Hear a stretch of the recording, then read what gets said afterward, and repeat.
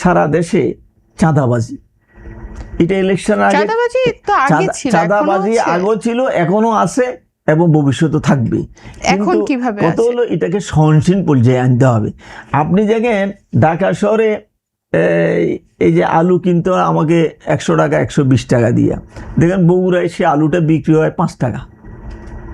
তাহলে ঢাকা শহরে এখন 1 কেজি গাজর কিনতে হবে আপনাকে 100 টাকা থেকে 120 টাকা। দেখেন এই গাজর যেখানে উৎপাদন হয় সেখানে গাজর শেয়ার হিসেবে বিক্রি হয় তো 10 টাকা। এক্সট্রিম মশার কয়েল প্ল্যান্ট ফাইবার দিয়ে তৈরি, তাই সহজে ভাঙে না, সুগন্ধিযুক্ত ও নিরবিচ্ছিন্নভাবে জ্বলে। ডেঙ্গু, চিকুনগুনিয়া বাহি সহ যে কোনো মশার বিরুদ্ধে দেয় এক্সট্রিম সুরক্ষা। এই যে দেখেন ডিফারেন্সটা, এই ডিফারেন্সটা কি জন্য হচ্ছে? অনলি সাদাবাজির জন্য।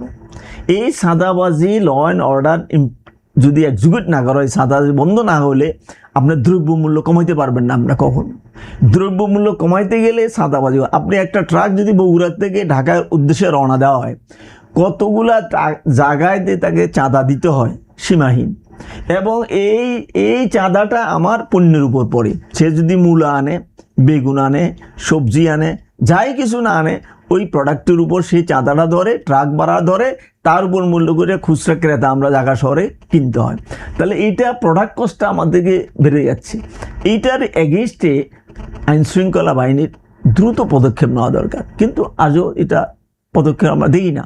যেমন আপনি দেখেন ঢাকা শহরে, আপনি কয়েকদিন আগে লক্ষ্য করছেন না যে ফুটপাতে যে হকারগুলো আছে তাদেরকে ডেইলি 200 থেকে 500 টাকা পর্যন্ত চাঁদা দিতে হয়। 200 থেকে 500 টাকা চাঁদা ডেইলি, এবং কত কোটি কোটি টাকা নাকি এরকম চাঁদা উঠে। আমার কথা হলো এটা বন্ধ হবে না কেন?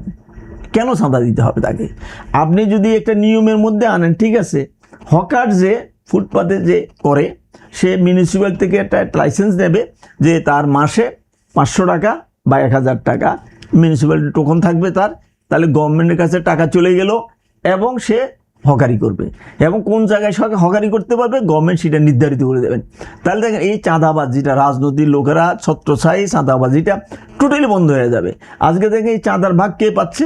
রাজনৈতিক দলের কর্মী পাচ্ছে, পুলিশ পাচ্ছে, এবং লোকাল মাস্তানরা পাচ্ছে। এই লোকাল মাস্তানও পাবে না, পুলিশও পাবে না, রাজনৈতিক নেতাও পাবে না, পাবে কে?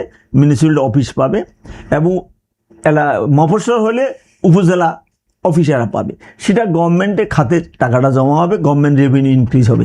এইভাবে যদি একটা এক্সিকিউটিভ প্রোগ্রাম নেওয়া হয় তাহলে এই চাঁদাবাজি বন্ধ হয়ে যাবে। চাঁদাবাজি বন্ধ হয়ে গেলে তো প্রোডাক্ট কস্ট কমে যাবে এবং দ্রব্যমূল্য কমে যাবে এবং ব্যবসার পরিবেশটা তৈরি হবে।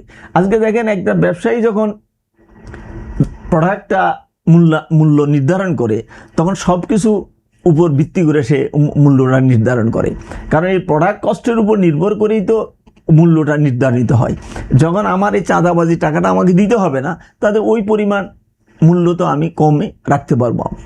এই জন্য বাংলাদেশে এখনও আগে যেরকম ব্যাপক ছিল সেটা কিছুটা কমে আসছে, কিন্তু এটাকে আরও সহনশীল পর্যায়ে আনতে হবে।